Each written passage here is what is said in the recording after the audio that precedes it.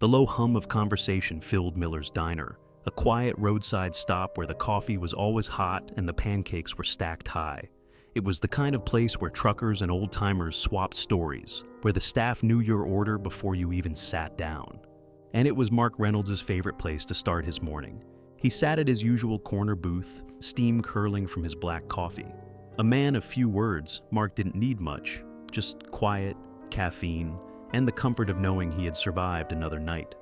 The Marine Corps had shaped him, and even though his active duty days were long behind him, the discipline never faded. His back was straight, his eyes sharp, and the prosthetic leg beneath the table was the only thing that ever slowed him down. But Mark wasn't the kind of man to complain. He didn't need sympathy. He didn't need praise. He just wanted to be left alone. Until he heard it. A sharp, mocking laugh from the street outside. Mark's head tilted slightly, his instincts sharpening, like a wolf catching the scent of a threat. Through the diner's glass window, he saw the scene unfolding, a traffic stop gone wrong. On the side of the street, an elderly man, slightly hunched, stepped out of his old, worn-down sedan. He moved slowly, one hand gripping a metal cane. Mark instantly recognized the way he moved, like a man who had lived through war and carried the weight of it in his bones. The officer standing opposite him, however, saw something else entirely. Young, arrogant, a badge that gleamed like he had something to prove. Mark didn't know the guy's name, but he knew the type. The officer leaned against the squad car, a smirk curling across his face as he watched the elderly man fumble for his license. "Come on, Grandpa," the cop said, shaking his head. "You sure you should even be driving?" The old man, James Carter, stiffened. Mark saw it, the tension in his shoulders, the clench of his jaw. The crowd outside the diner had started to take notice. But the cop? He was just getting started. James Carter held out his ID, his fingers shaking slightly from what looked like nerve damage. The cop took it, but barely looked at it before flipping it back. "Must be nice," the officer muttered. "Getting sympathy for a scratch?" Mark felt his grip tighten around his coffee cup. A scratch? He knew that look on James's face. It was the look of a man who had lost more than he ever let on. The cop laughed, shaking his head. "I swear, every time I pull one of you old vets over, it's the same thing. You guys love milking that war hero thing, huh?" Mark set his coffee down. He had heard enough. The door to the diner creaked open, and Mark stepped outside, his heavy boots thudding against the pavement.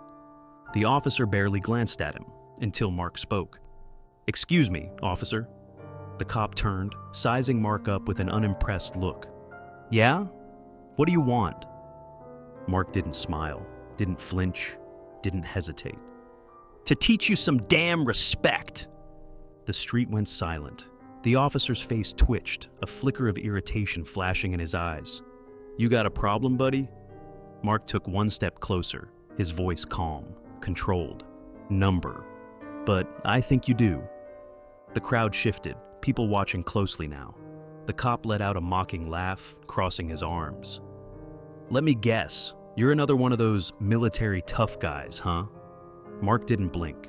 "Marine Corps, drill instructor, served overseas, lost my leg to an IED." The officer's smirk faltered. Mark's voice dropped lower, and suddenly the air felt thicker. "And that man you're mocking?" Mark gestured to James Carter, who was still standing by his car. "He served too, and if you had half the spine he does, you'd know what it means to carry real weight." The cop's jaw tensed.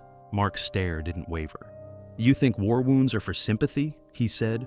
"Try losing your leg at 19, waking up in a hospital, wondering if you'll ever walk again.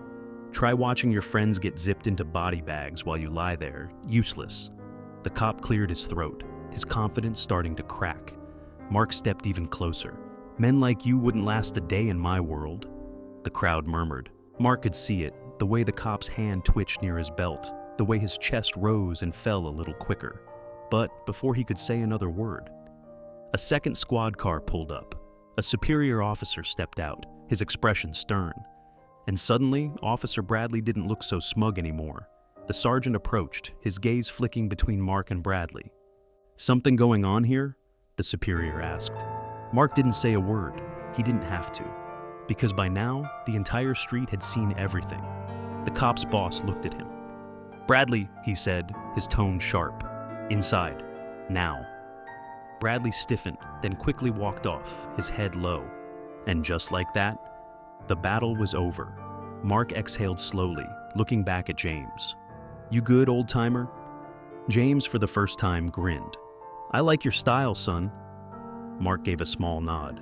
"Semper Fi." And with that, he turned, walking back into the diner like nothing ever happened. Because for men like him, this was just another day.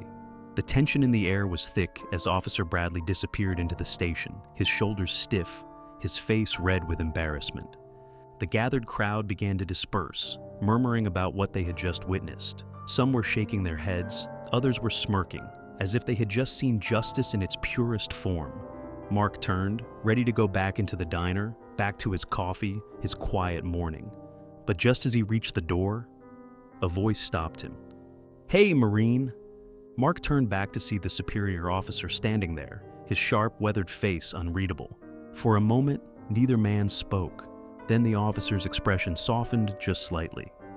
"I appreciate what you did back there," he admitted, glancing toward the station where Bradley had disappeared. "Some of these rookies don't know the first thing about respect." Mark simply nodded. "Not my first time dealing with his kind." The officer smirked. "Yeah, I figured."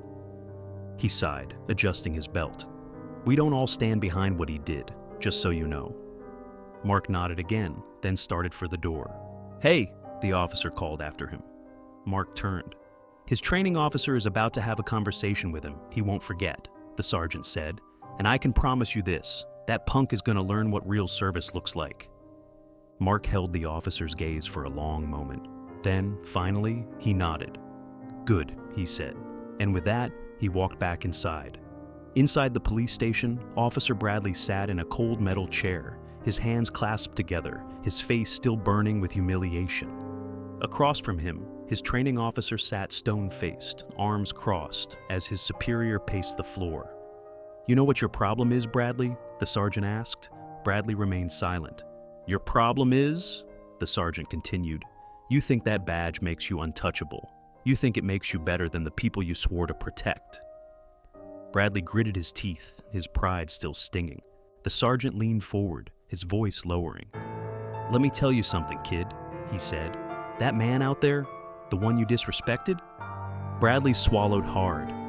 "He's seen more hell than you ever will." The room was silent. Then the training officer spoke. "You got two options, Bradley," he said. "One, you learn from this. You fix your attitude and maybe, just maybe, you become a real cop someday." Bradley's hands tightened into fists. "And two?" he asked. The sergeant's voice was ice cold. "Two?" he repeated. "You keep acting like a punk in uniform, and you won't be wearing one much longer." Bradley felt his stomach drop. He nodded stiffly, his jaw clenched, and said nothing. Because for the first time since he'd put on that badge, he felt small. Back at the diner, Mark sipped his now lukewarm coffee. The waitress walked over, setting down a fresh one without him asking. "That one's on the house," she said with a knowing smile. Mark nodded his thanks, taking a slow sip. James Carter, the elderly veteran, slid into the seat across from him. "You ever get tired of teaching these young guys how the world really works?" James asked, chuckling. Mark smirked, shaking his head. "Not yet." They sat in companionable silence, two men who had been through too much, seen too much, lost too much. But at least today, respect had been earned, and the world felt just a little more right.